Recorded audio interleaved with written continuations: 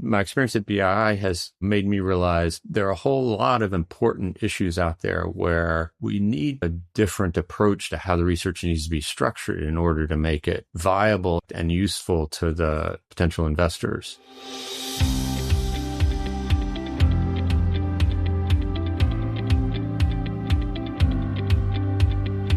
Welcome to VoxDevTalks. My name is Tim Phillips.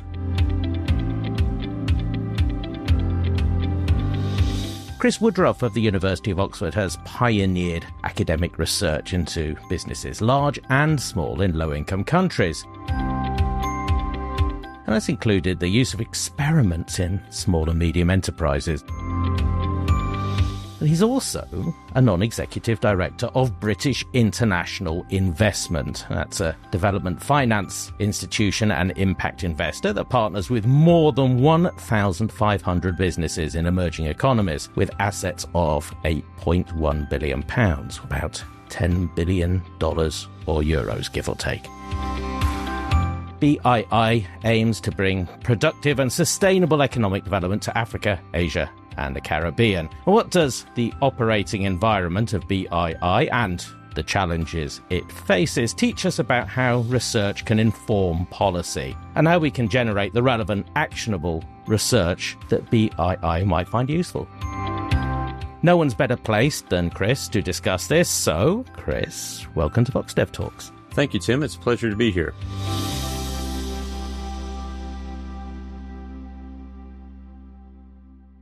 You joined British International Investment in 2021. Did you know them well beforehand because of the sort of work you've been doing? Not really. And I think that's one of the things that's been quite interesting about the experience there. I can remember a teaching case that I used in a class that I taught on organizations maybe 30 years ago. And I think it was about the possibility of privatizing what was then called CDC. And so a discussion around that. And that was my first exposure to it. And then I think I didn't interact much with CDC and what has now become BII for a couple of decades. I had some familiarity with the IFC, which is a similar type organization, though multilateral rather than a single country organization. Mm-hmm. But I don't think there even that I had a deep understanding of what it is that made the IFC different from the World Bank and how they operated. Now that you're inside BII, you can describe it to me. How does their mission differ from, well, I described them as a development finance institution. How does it differ from other DFIs? There's a lot in common. Mm-hmm. The DFIs generally are making investments where they hope to, in BII's case, and I think this is probably not different in most of the DFIs, the sort of motto is do good without losing money. You're trying to earn a small positive return on average in the investments that you make in gross, just enough return, 2% in our case, just enough to pay the administrative costs of running the organization so that the capital gets recycled in its entirety. That's the goal. You're looking for additionality. You want to do things that the private sector is not going to invest in. Ideally, you're crowding in some private sector investment. So I think that's pretty common to all of the DFIs. And where I think BII is slightly different is, one, our focus is almost entirely on Africa and South Asia, India, Pakistan, Bangladesh, Nepal. We have a new set of investments in Southeast Asia related to climate and a small amount of investment in the Caribbean also related to climate. But 60% of our investment going out the door in the last few years has been in Africa. Most of the DFIs are more dispersed around the world than that. Our focus is on Africa and South Asia. A second difference is, at least the difference between BII and the bilaterals on the one hand and IFC and IDB Invest and the multilaterals on the other, is we have a single shareholder. Now, everybody has shareholders. As Bob Dylan said, you have to serve somebody. But there's an advantage of having a single shareholder. And our shareholders has been very supportive in allowing BII and encouraging BII to make risky investments that have very high potential for development impact. Mm-hmm. And so what does that mean on the ground? Well, about 60% of our investments are equity. Most of the DFI's work would be at least flipped and more working in debt rather than in equity. That is, the great majority of what they would do would be in debt. And we invest much more in equity. That allows us to do some things that we might not be able to do with a pure debt book. And to be clear, the single shareholder is the UK government. Yes, as represented by FCDO. Right, yes. Now, you're a non-executive director. So what does that mean that you do at BII? You and your colleagues, what is your role? Yeah, so the board sets strategy for the organization. So we think at something of a high level of what should the goals be and how do we navigate the strategic choices that the company faces. Let me just say here that the experience working with the board and the other non-executive directors has been nothing short of amazing. It's one of the privileges of my life to be involved in the conversations. I'm the only academic on the board, and quite frankly, they were probably all very skeptical of an academic coming in to the board. But they have a tremendous amount of experience investing on the ground. Two of the board members are from Africa, one is from India, and the others have substantial experience in investing. And the depth of knowledge that comes from that and the understanding of really quite a different set of firms than I've ever worked with, or quite frankly, than most researchers work with, has been amazing. But let me give one example of how the board operates and what the influence is that we have. You mentioned that BII makes investments that are productive and sustainable. We actually have a 3-part development impact metric. It's productive, sustainable, and inclusive. Inclusive meaning low income reach, meaning employees, owners, consumers who are women, meaning Black ownership and leadership of businesses in Africa. One of the things that we faced a couple of years ago when we started this impact scoring mechanism was it highlighted that we were doing amazing at finding sustainable investments, but that often those sustainable investments weren't at least directly reaching the poorest and most disadvantaged groups.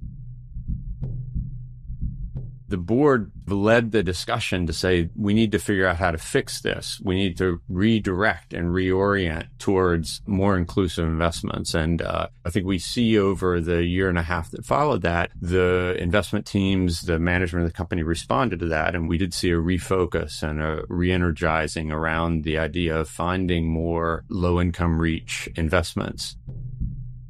It's kind of a big picture view on things, but we engage with management in those conversations to come up with plans and ways forward on them. A very important omission on my part. Thanks for clarifying, Chris. Sure. Look, every metric that you use is going to be imperfect, but I do think that measuring at the investment level and at the portfolio level, measuring how well we're doing in finding investments that are productive, that is changing markets, generating growth, that are sustainable, that is low CO2 emission, low greenhouse gas emission investments, and that are importantly reaching low-income consumers and benefiting low-income consumers, providing good jobs for low and medium-skilled workers and so forth is a big part of the mission.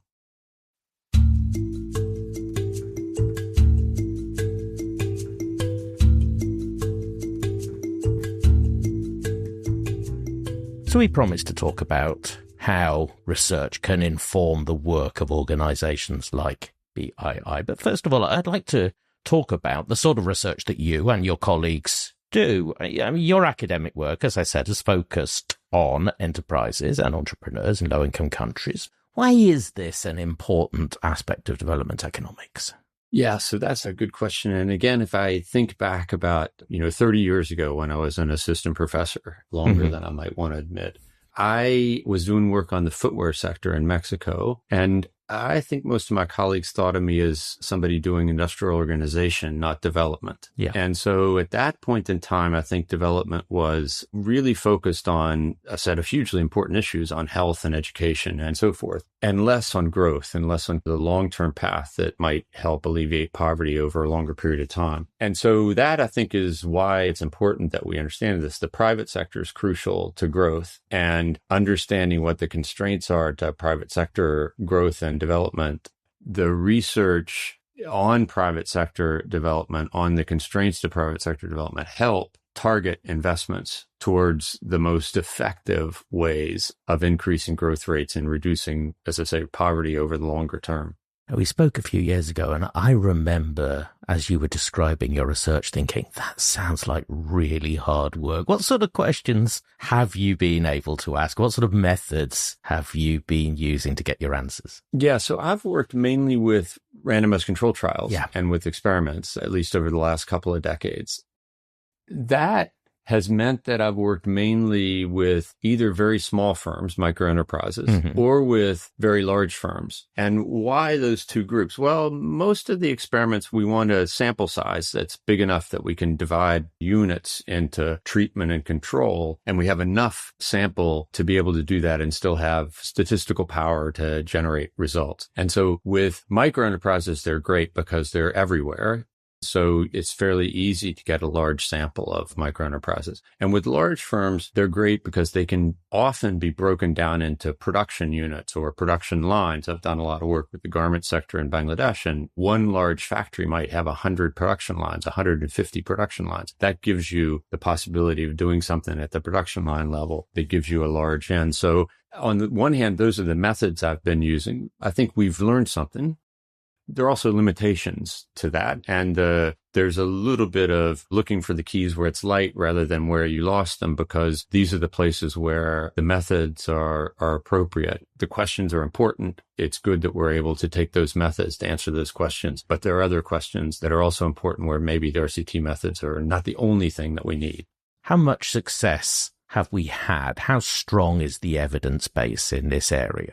I think we've made important progress on at least some questions in ways that have helped us. Let me describe one area related to micro enterprises where I think we've made progress, but where I think possibly there's still room to make more progress. We have evidence from now quite a wide set of countries and contexts that show us ways of increasing incomes of the self-employed, of micro enterprise owners. This is important because about half or more of the labor force in urban areas in low and lower middle income countries is self-employed. So this is a large part of the population. It's often some of the poorest urban population. So being able to increase incomes is important. We've struggled with ways to stimulate growth and employment growth among these enterprises. And even in generating income growth, I think there's been an interesting sort of back and forth between research that I've conducted with David McKenzie, Suresh Damel, Marcel Fasham, Simon Quinn, and others on using grants to increase capital stock in firms and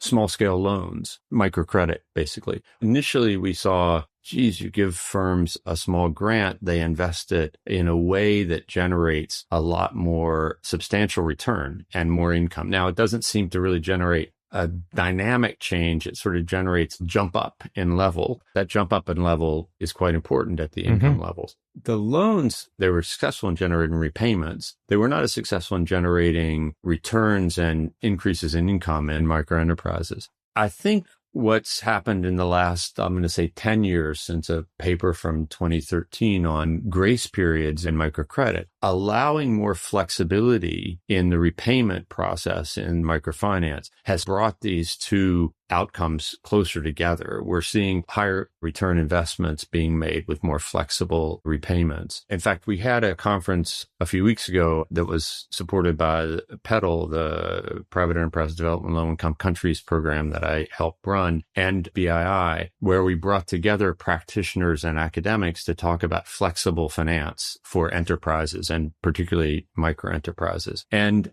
I think one of the interesting parts of that conversation was, why are these, what we're learning from research, not scaling in the microfinance world? So I think there's a ways to go yet to get the research to a level that the microfinance organizations have confidence that this is right and that they should increase the flexibility of repayments at scale. And the MFIs that were there sort of said, look, we're by nature conservative. We know what works. We know what generates repayment. And so making a leap to doing something in a different way is challenging for us.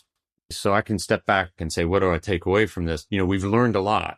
Grants work, but grants if you talk to Give Directly, they'll say grants might be sustainable, and they might be. But we might think that loans are going to allow us to reach a larger number of enterprises. And we've got some interesting research that suggests that we can make loans work as well as grants. It's not really being scaled yet. We're not quite to the finish line yet, but this is an area where we've made quite a lot of progress in understanding how to make things better for microenterprise owners. Investors like BII like to take insights, and if they want to make a difference, to apply them as widely as possible. A challenge that we talk about more or less every week on VoxDevTalks is external validity. How big a challenge is it for the sorts of questions that you're investigating? So I'm going to say something maybe a bit controversial. I think external validity is overplayed in this sense. I don't see it as such a big challenge. Right. Let me sort of say why I think that's the case. First of all, there's a difference between an academic standard of rigor and 95 or 99% significance and the kind of information you need to make a good business decision. And I think most business people would say, give me 80-20 odds and I'm all in. Of course, we want to know this works in as big a range of places as possible. But I think that the evidence is useful in the discussions and guiding kind of how we think about investments, even when we don't have perfect external validity. That's point one. Then the second point I'd make is, I think when we see, and I'd say most of the big questions in research, we've got experiments in more than one place. We've got experiments in a few places. Now, not every place and not every context, but we have enough that you can get some intuition about what it is that's driving and why it's working better in some places than others. And I think you, at an intuitive level, and again, I think when you're making investment decisions, you're often thinking at an intuitive level, you have a sense of, we think this has a good chance of working in these contexts, and maybe we don't know enough to think about whether it works in those contexts. That wouldn't be at the top of my list. There are things I think where we need to know much more from research. External validity on the things that we have good, solid evidence in some places probably wouldn't be at the top of my list.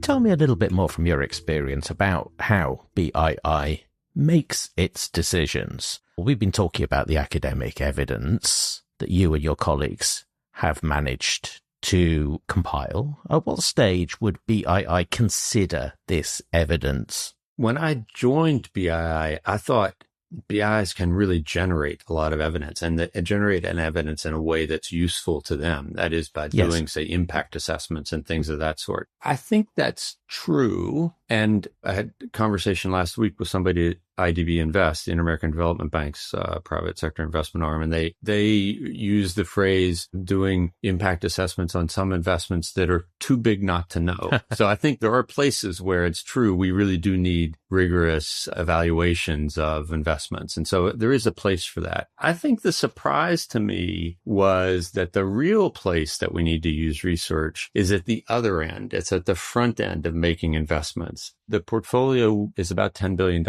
We invest between $1.5 billion and $2 billion a year. Sounds like a lot of money, but it's a drop in the ocean compared to what would really be needed to invest in our markets. We really want to be quite careful about where we're investing and how we're investing. And the more we know about the particular levers that will really stimulate growth and development, the better off we're going to be in making investments. So I think where I'm now in my mindset is to say, what is it that we're missing that we really need to know to help us figure out what are the right places to be making investments?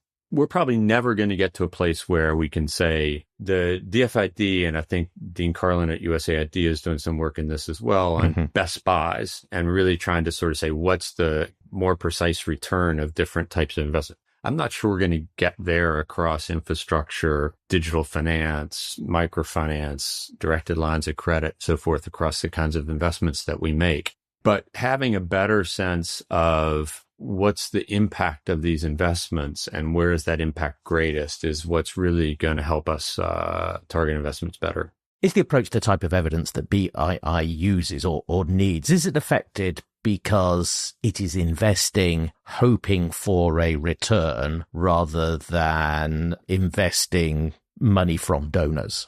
This is a really important question. Yeah. There's a role for both donor grant kind of investments and private sector investments. And I guess I'd say maybe even 3 buckets, and it's probably not buckets, it's probably a continuum. But grant-based capital, DFI-based capital, which is somewhat concessional in the sense that, again, we look for a return, but a return which is quite modest given the risk levels in the investment. And then fully commercial capital. And some problems that we need to solve, and let me talk about the climate investments that we need to make in the energy sector. We need all of that. We need to bring in commercial capital. If we don't bring in the commercial capital into decarbonizing the energy sector in South Africa, India, Indonesia, Vietnam, Philippines, middle-income countries with fairly high use of coal and CO2 emissions, if we're not able to crowd in a substantial amount of commercial capital, meaning pension funds and insurance companies and so forth, those investments will absorb all of the development aid money that's available to the detriment of the core development focus of the organization. So what do we need to crowd in that capital? Well,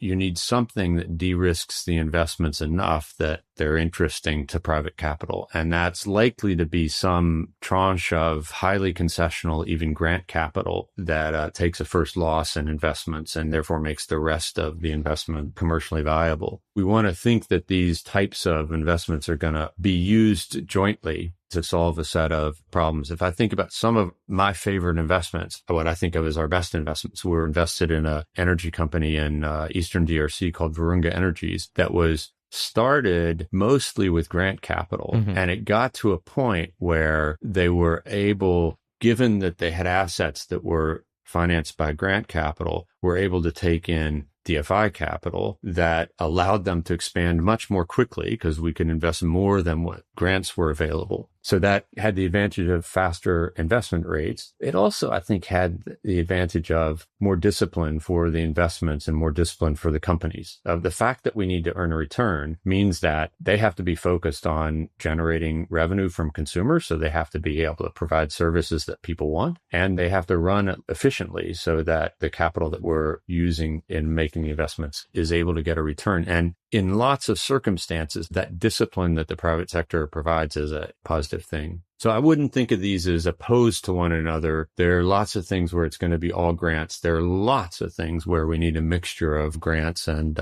everything up to commercial capital. The terminology that I pick up in this, the capital stack. You layer in capital at different risk levels and different return expectations, starting from grants and leading up to commercial capital. And you use that combination to make an investment that wouldn't be possible with any one of those types of capital. There wouldn't be enough grants. The commercial capital would never go in, but collectively you're able to do something that none of you would be able to do individually. And I think that's where it works. That's the benefit of the DFIs. The DFIs are often able to catalyze the capital on either end of that stack to get these projects off the ground. Has being part of this world influenced the sort of research that you're doing, the sort of questions you're interested in asking? It's certainly influenced the questions I'm interested in. And I am trying to get some projects off the ground, let's say, that are influenced by this. But if I think about the research in firms and private sector, both firms and labor markets, but private sector in lower middle income countries, to me, the most interesting area now is in thinking about how markets work and really thinking about markets rather than firms and the way people interact. And I think when BII invests best, I think it invests where there's a clear problem to solve. And often that clear problem to solve is something of a missing market. I'll give one example. We have a subsidiary called GridWorks that is trying to develop private sector transmission investments in Africa. There are a couple of nascent projects, neither of them really completely off the ground yet in Kenya, but there really is otherwise no private sector investment in the transmission grid in Africa. If we're going to have renewables, if we're going to have 600 million people get access to power that don't have access to power, we're going to need much more robust transmission grids. And at the end of the day, that's going to happen a lot faster if we're able to figure out how to crowd in private sector investment.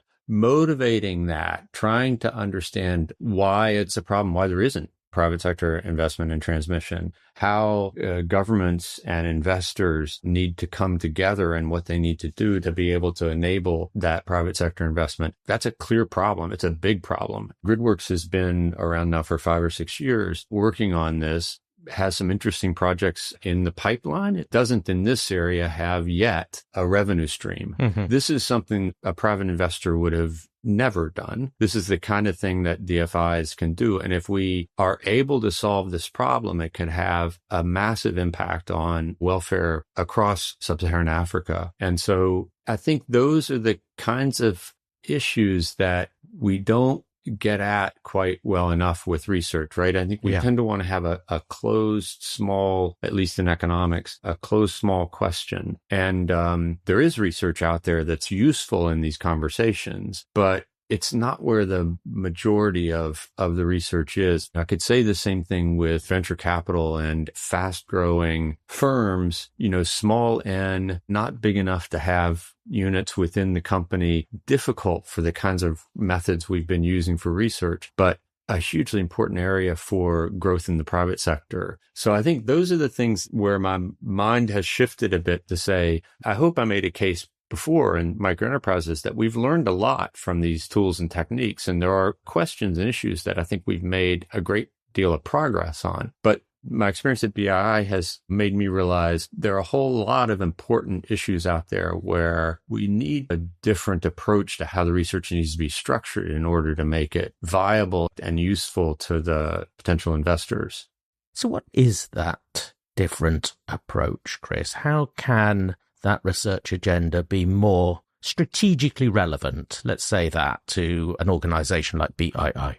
One issue that is very important in first order is to understand general equilibrium effects. I've had conversations lately with Doug Gall and Joe Koboski, who run the Structural Transformation Economic Growth Program at CPR, trying to join forces to say the kinds of approaches you're taking in those problems are something that we need to bring into more centrally to the way we think about what's the effect of an investment, what's the effect of an intervention, not on the recipients of the investment only, but in a general equilibrium sense. And I think often we tend to focus on the investees or the treated, if it's an RCT, and not as often on the GE effects. Now, there are exceptions to that. There's some research out there that does a nice job of saying, well, what are the spillover effects? What are the general equilibrium effects? But I think we're not there yet in terms of thinking about how we do. So that's why the push on understanding markets, the push on understanding as you shock something at one place in that market through, say, an investment in a company, how does that spill over to other either upstream or downstream firms, players, consumers? That's going to require, I think,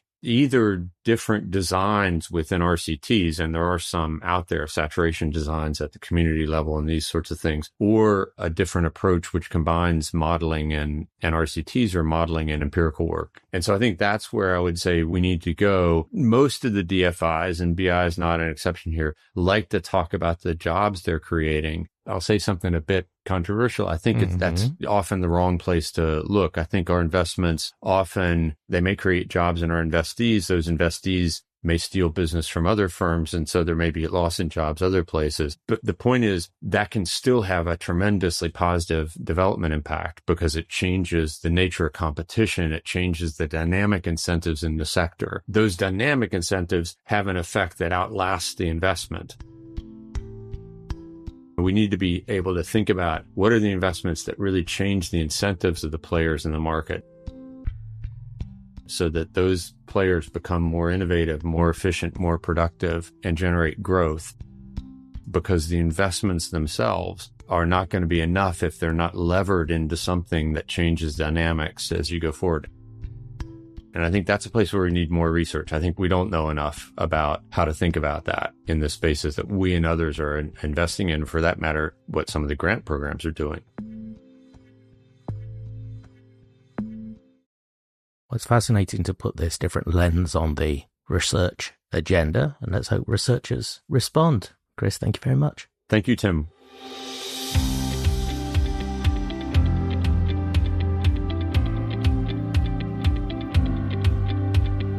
If you want to know more about the activities of BII, well, the best place to look is on their website, which you will not be surprised to hear is bii.co.uk. This has been a VoxDev Talk. The best way to make sure you don't miss an episode is to subscribe, follow us wherever you get your podcasts. We are there. Our past episodes, as always, are at voxdev.org. If you like what you hear, then please leave us a review and rate us and tell other people about us.